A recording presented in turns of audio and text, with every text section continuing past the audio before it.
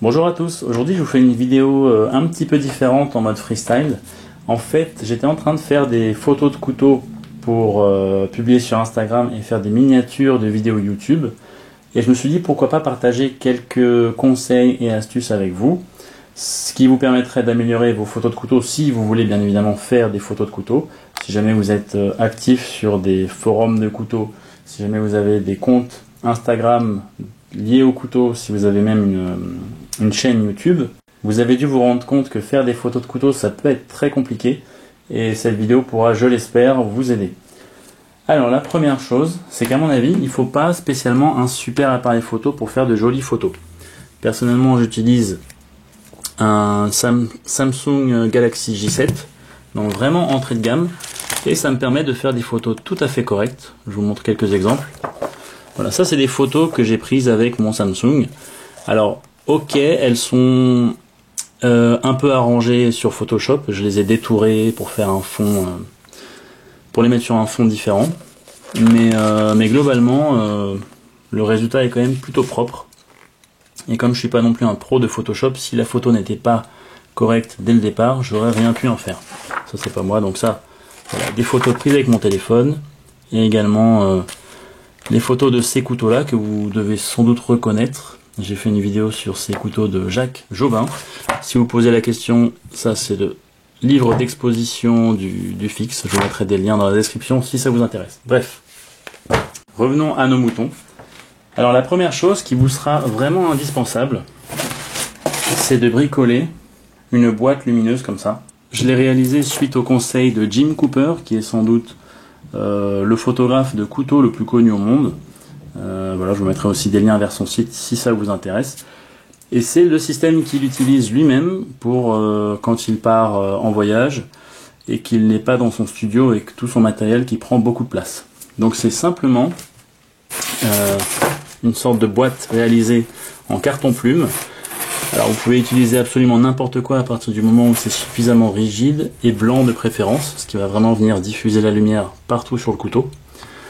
Voilà, simplement moi je l'ai réalisé comme ça avec du scotch. Il n'y a pas de taille idéale, vous faites avec ce que vous avez.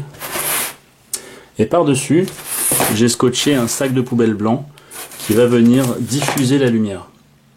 Alors pourquoi est-ce qu'on veut diffuser la lumière? C'est pour avoir une lumière vraiment homogène sur tout le couteau et aussi pour éviter les reflets un peu trop brillants, en particulier si vous avez des pièces polymiroirs, ça c'est vraiment l'enfer à photographier. Voilà, ça c'est indispensable, ça va vraiment vous faciliter la vie et c'est extrêmement simple à faire et très peu coûteux. Là ça a dû me coûter allez, 5 € maxi entre les sacs poubelles et le carton plume. Voilà, très simple et peu coûteux. Il n'y a pas de fond, donc c'est très pratique. On peut venir le poser absolument n'importe où, sur des fonds différents, sur un canapé si vous voulez un effet cuir, sur une table, même à l'extérieur sur de l'herbe par exemple. Ça va être très pratique. Ensuite, on va parler de l'éclairage. Moi, ce que je vous conseille, c'est l'éclairage naturel. Vous vous mettez près d'une fenêtre. Alors bien évidemment, il vous faudra ça, sinon vous aurez beaucoup de reflets. Mais près d'une fenêtre, comme ça vous aurez un éclairage optimal et surtout au niveau de la couleur, parce que si vous avez un éclairage synthétique, ça va être plus ou moins jaune au niveau de la teinte et voilà, ça va être un peu plus compliqué à gérer. Il faudra faire des réglages dans votre appareil photo ou téléphone. Moi je vous conseille de rester en mode automatique, on n'est pas des pros. Avec toutes ces petites astuces, ça fonctionnera très bien. Autre chose, ça va être le fond. Au niveau du fond, je préconise un fond plutôt aux teintes neutres, gris, blanc ou noir, à éviter par exemple des fonds flashy comme ça. Alors ça peut le faire, hein, mais la caméra si elle est en mode, enfin l'appareil photo si il est en mode automatique, ça va venir brouiller un petit peu les teintes. Et lorsqu'il y a de la peau humaine, l'appareil photo le reconnaît et ajuste les teintes en fonction, mais là comme c'est juste un objet, l'appareil photo ne sait pas ce qu'on photographie. Donc ça va venir perturber les teintes du couteau.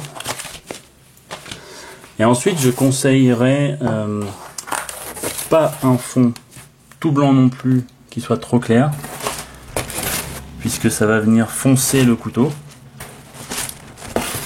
L'appareil photo va se dire Oh là là, il y a beaucoup de lumière, on va foncer l'image et le couteau va être un petit peu foncé et terne.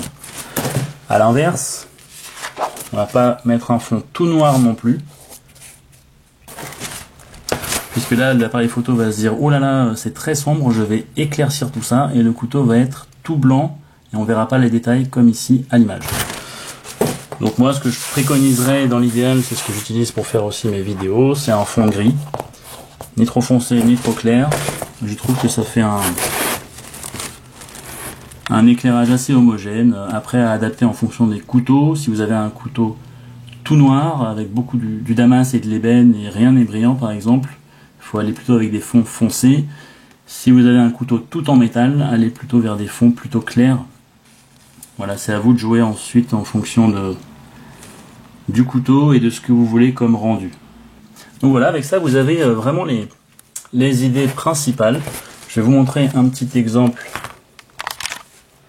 de couteau que je viens de photographier. Donc j'ai fait une vidéo sur les Laguiole de Angel Navarro. Donc ça c'est le rendu sans la diffusion. Donc on voit qu'il y a plein de reflets partout, c'est pas top. Dès que je mets la diffusion par dessus, voilà, et ben là on a plus de reflets au niveau des lames polymiroirs, un éclairage vraiment optimal, homogène et assez joli je trouve. Voilà, vraiment sans trop d'efforts, simplement en mettant la diffusion, la lumière naturelle, ça donne un rendu top. Voilà. Évidemment, on essaye de bien nettoyer son couteau, éviter au maximum les traces de doigts. Ensuite, vous pouvez jouer avec la mise en scène. Par exemple, je pose la caméra, mais j'ai un couteau ici de Nicolas Couder. Lorsque je le pose, il est penché un petit peu en avant.